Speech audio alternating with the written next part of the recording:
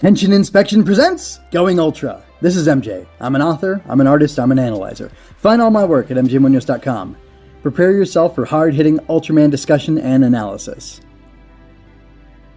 This time I'm talking about Ultraman Arc Episode 11, Message. Muddled message, message from space, message from... I don't know. It was kind of an interesting episode.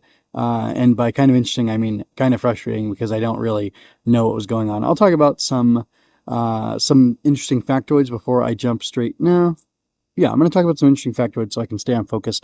And then I'll talk about what happened in this episode and what I thought about it. So, here we go. Gubila, or Okugubila, Okugubila, the kaiju that emerges from underground with the big drill on his face, comes from a class of family of kaiju that started its debut in Ultraman episode 24. It says it's an aquatic, and it was just called Gubila at that time. It says it's an aquatic kaiju that first appeared in Ultraman episode 24, the Undersea Science Center. Since then, numerous other Gubilas have been encountered by various Ultras. So, Gubila, deep sea monster, Okugubila, ancient underground beast, which is what, Yuma called it in this episode. And, let me see. Yeah, so the design seems to be, of his head at least, seems to be based off a narwhal, having a drill in place of a narwhal's tooth, or tusk is really what it is. Well, tusk tooth is the same thing, right? Its body is based off the patterns of a clown triggerfish, which I do not know, but you can look at it and see for yourself. And anyway, I thought that was pretty cool.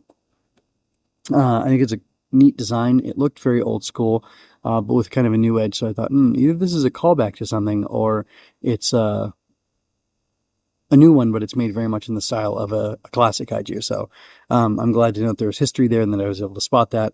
I guess I'm learning the visual language of Ultraman a little bit, which is kind of cool for me because I've been watching it for a while now. So seeing that I can see, like, oh, this is an old design is pretty fun for me. Anyway, so yeah, but Gubila comes in. He's just kind of an excuse, I guess, for... Well, so this episode ends on a cliffhanger. Will Gubila come back for the next episode? I do not know. If it does, that'll be interesting. If it doesn't, that'll be kind of weird. Because it wasn't killed, but maybe it was warded off.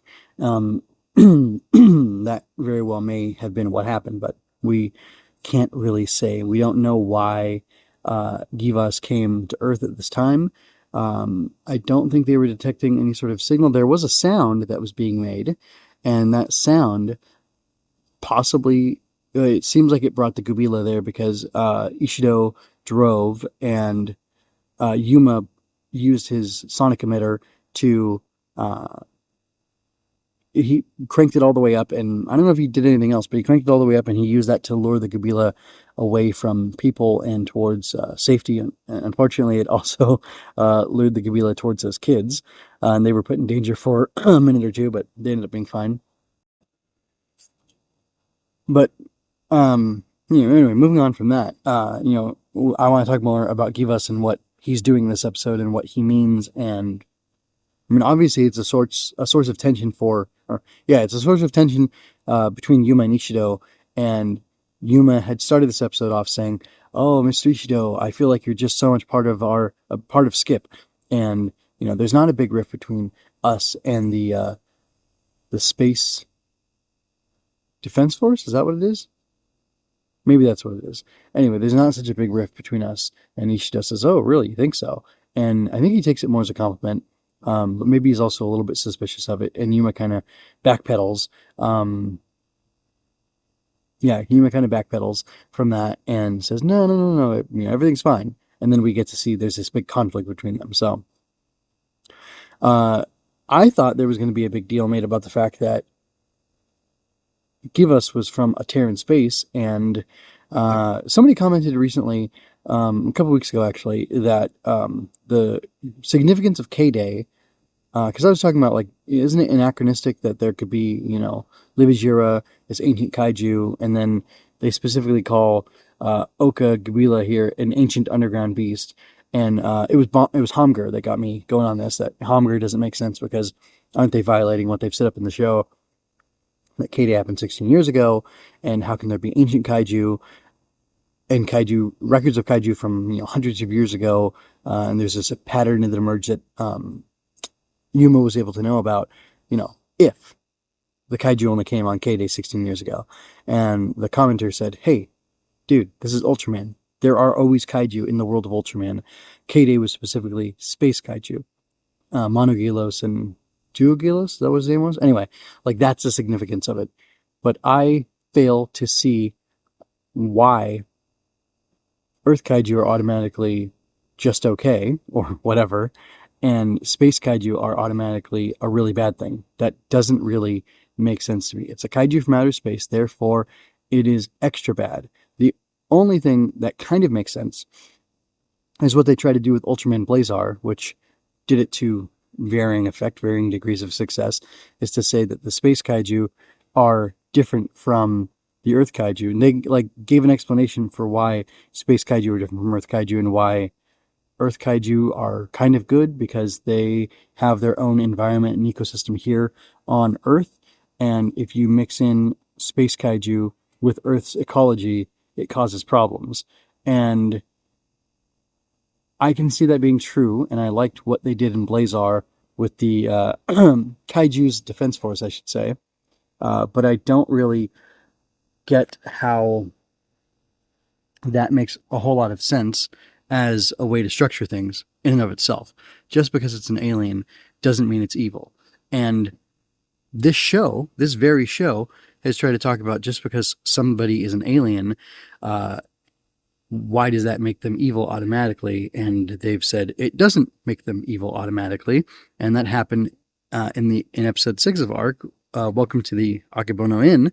And in that episode, we get to see Yuma scared of Mr. Ishido killing this innocent alien Kurokori, I think. Kuroko? Alien Kuroko, who ends up being, it's Numata something or other, but it's Numa. It's my boy Numa. And towards the end of this episode, we see that Ishido has spoken with or communicated with Numa, and it's likely that Numa has given Ishido the information that he needs to be wary of Givas and to think that he's some sort of destroying robot, some sort of evil robot. Evil robot, it's funny. And it's odd because Yuma and Ishido have this rift between them over this robot that Yuma initially wanted to attack and destroy. And then Ishido originally wanted to kill Numa, and he decided not to. He decided to trust him, and they started a friendship. I didn't think we'd see anything come from that, but here it is. Numa apparently, or seems to have told Ishido that Givas is dangerous, so he wants to destroy Givas, and he definitely categorizes it as an enemy. However, because Yuma witnessed Givas protect these kids and fight off, is it Uka Gubila? That's kind of a crazy name. He trusts him and wants to let him be. And I find that to be really interesting because you have kind of a textured, layered set of arguments or reasons for these guys to disagree and for them to not be in sync with each other. And I originally felt a little bit disappointed in this episode, like they were trying to make there be conflict without doing a very good job of it. And in retrospect, I think they are doing a good job of it. But I still really don't like it, and I still really don't get it, and it kind of doesn't make sense. So, they're trying to accomplish something, and they're putting all the pieces in place to do that, but I don't think what they're trying to say makes sense. They're building the argument well based on what they have, but I don't know that the argument makes sense, and I don't fully understand what the argument is.